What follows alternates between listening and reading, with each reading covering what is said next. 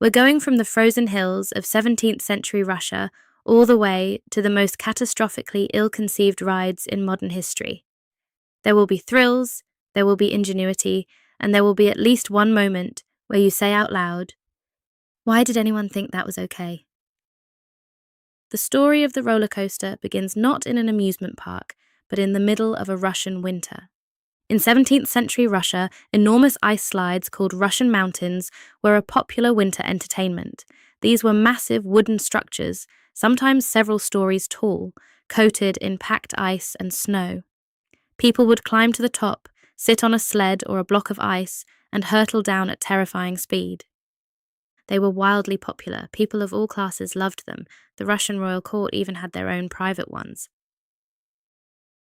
But winter is seasonal, and apparently the fun was so good that someone at some point had a thought. What if we could do this all year round?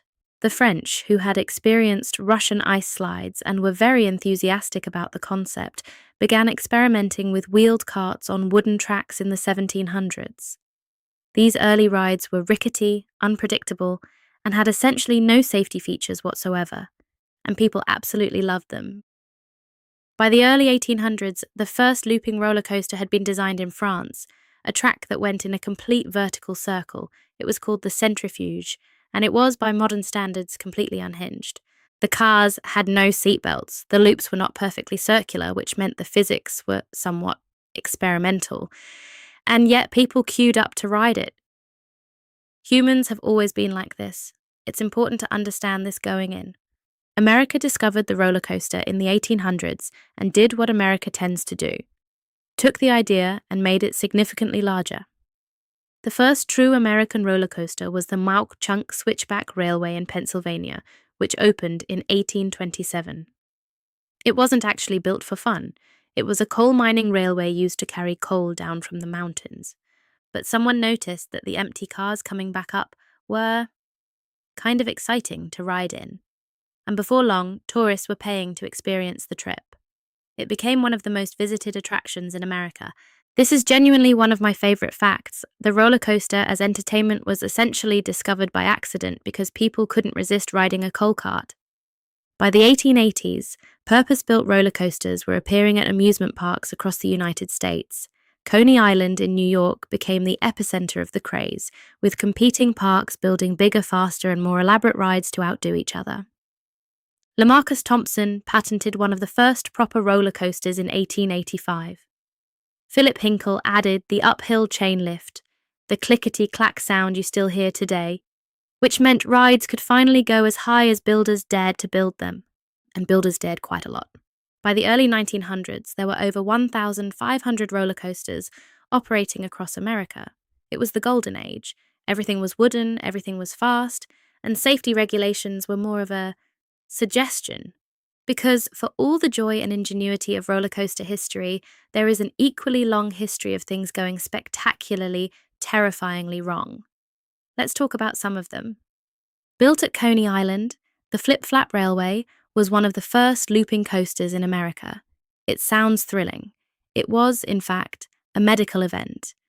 The loop was a perfect circle, which sounds fine until you understand the physics. A circular loop creates an enormous amount of G-force at the bottom of the curve. Riders were experiencing up to 12 Gs. For context, astronauts typically experience around 3 Gs at launch. People rode the flip-flap and got off with whiplash. Some reported being unable to hold their heads up for days afterwards. One ride, neck injuries, multiple people. It was shut down relatively quickly, which under the circumstances feels like an understatement. Wooden roller coasters have a particular issue that early engineers were still working out: wood moves. It expands in heat, contracts in cold, warps with moisture, and degrades over time. Several early 20th century wooden coasters experienced sudden and dramatic structural failures mid-operation. Tracks would split, supports would give way, and cars would leave the rails entirely. The industry learned, slowly and sometimes painfully, that regular inspection, maintenance, and eventually steel construction were not optional extras. They were the difference between a fun day out and a catastrophe. Action Park in New Jersey deserves its own documentary, and has actually received several. It operated from 1978 to 1996 and became legendary for being, by almost any measure, the most dangerous amusement park in American history. The park was designed by its owner, Gene Mulvihill, who had a philosophy that could be summarized as, "What if guests had total control and we worried about liability later?" Rides were tested by employees, who were sometimes offered bonus pay to ride prototypes. Some refused. One of the park's attractions, a looping water slide, was so dangerous during testing that it was quietly dismantled and never opened to the public. The park had its own emergency medical clinic on site.